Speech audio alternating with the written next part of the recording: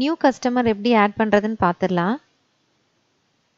மாஸ்டரில் new customer click பண்ணிங்கன்னா இந்த window வந்துடும். இதில் ஃபஸ்ட்டு பார்த்தீங்கன்னா பில் டைப் இருக்குது. இதில் 2 ஆப்ஷன் இருக்குது, B2B அண்ட் B2C. B2B அப்படின்றது என்னன்னு பார்த்தீங்கன்னா business to business for registered GST customer. அதே B2C அப்படின்னா பிஸ்னஸ் டு கஸ்டமர் நான் ரெஜிஸ்டர்ட் ஜிஎஸ்டி இருக்கிற கஸ்டமர்ஸ்க்கு வந்து இந்த ஆப்ஷன் நீங்கள் சூஸ் பண்ணலாம். நெக்ஸ்ட் வந்து customer type, sales customer A rate, sales customer B rate, 2 option இருக்குது. இதில் ஒரு ஆப்ஷன் வந்து ஹோல்சேலுக்கும் ஒரு ஆப்ஷன் ரீட்டெயிலுக்கும் நீங்கள் சூஸ் பண்ணி வச்சுக்கலாம். ஃபஸ்ட்டு வந்து ஹோல்சேலுக்கு, நெக்ஸ்ட் வந்து ரீட்டெயிலுக்கு அப்படின்னு வச்சுக்கலாம். இப்போ நெக்ஸ்ட் வந்து customer name or business name. Suppose ஒரு கம்பெனியோட நேமுக்கு நீங்கள் பில் போடுறீங்கன்னா அந்த கம்பெனி நேம் போட்டுக்கோங்க, இல்லை கஸ்டமர்னா கஸ்டமர் நேம் போட்டுக்கோங்க.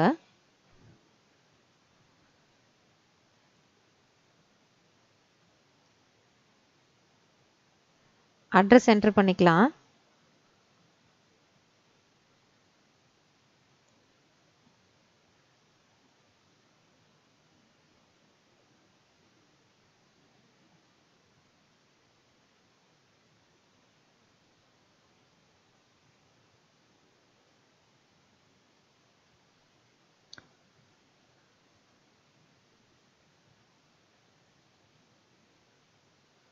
இப்போ ஜிஎஸ்டி நம்பர் பார்த்தீங்கன்னா அது ஒரு 15 டிஜிட் நம்பர், 33 அப்படிங்கிற நம்பரில் ஸ்டார்ட் ஆகும். ஜிஎஸ்டி நம்பர் ஒன்று என்டர் பண்ணிக்கலாம். அடுத்தது pincode, mobile number, 10 digit number, email,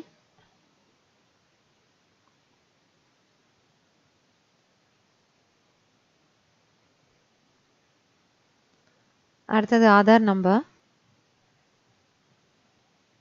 12 digit number, PAN number, 10 digit number.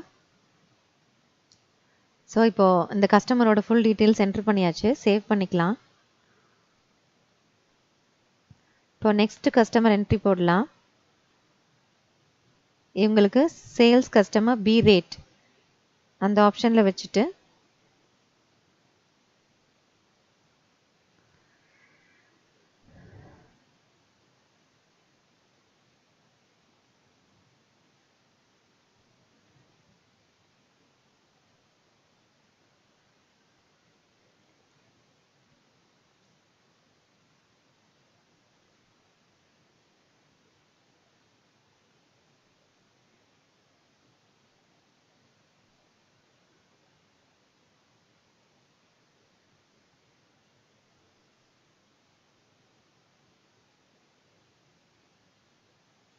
Again GST number பார்த்தீங்கன்னா 15 digit number starting with 33, combination of alphabets and numbers இருக்கும்.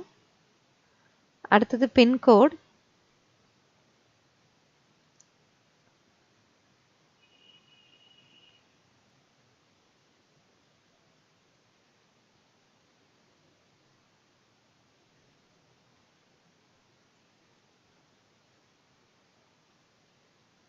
Next mobile number, 10 digit number, next email number enter பண்ணிக்கலாம்.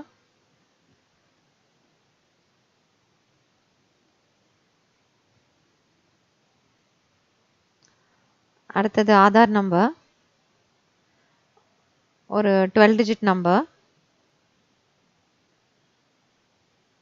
அடுத்தது PAN number, just ஒரு 10 digit number.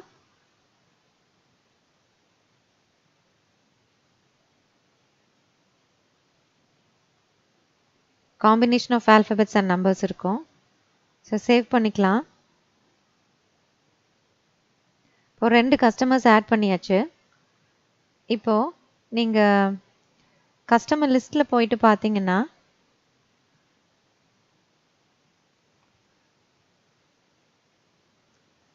நம்ம enter பண்ண 2 கஸ்டமருமே இங்கே add ஆயிருக்கு.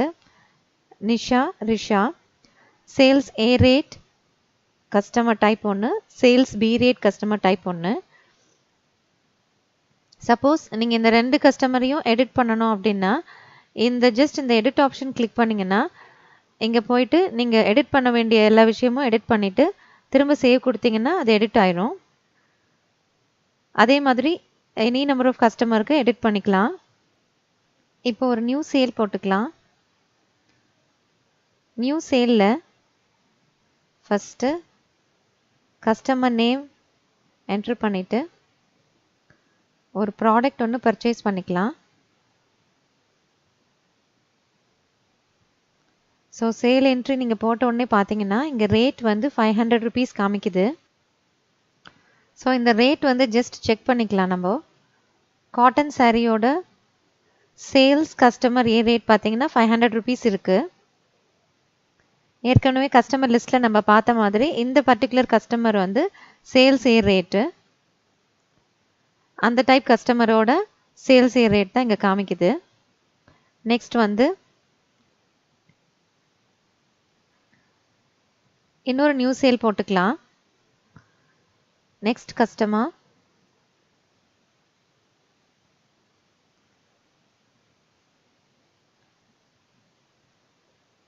Same product. So இவங்களுக்கு ரேட் பார்த்தீங்கன்னா 650 rupees காமிக்குது. ஸோ இது பார்த்தீங்கன்னா இவங்க வந்து சேல்ஸ் கஸ்டமர் பி ரேட் அந்த டைப்ன்றதுனால இவங்களோட ரேட் 650 rupees. ஸோ இந்த மாதிரி நீங்கள் கஸ்டமர் என்டர் பண்ணும்போதே கஸ்டமர் டைப் நீங்கள் டிக்ளேர் பண்ணிட்டீங்கன்னா நியூ சேல் போடும்போது உங்களுக்கு ஈஸியாக வந்து செலக்ட் ஆயிரும்.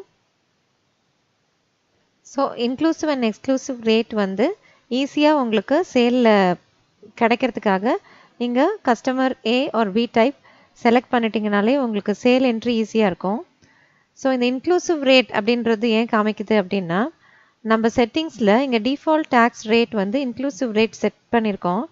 நீங்கள் எக்ஸ்க்ளூசிவ் ரேட் செட் பண்ணிங்கன்னா ஸோ எக்ஸ்க்ளூசிவ் ரேட் காமிக்கும் இங்கே நியூ சேலில்.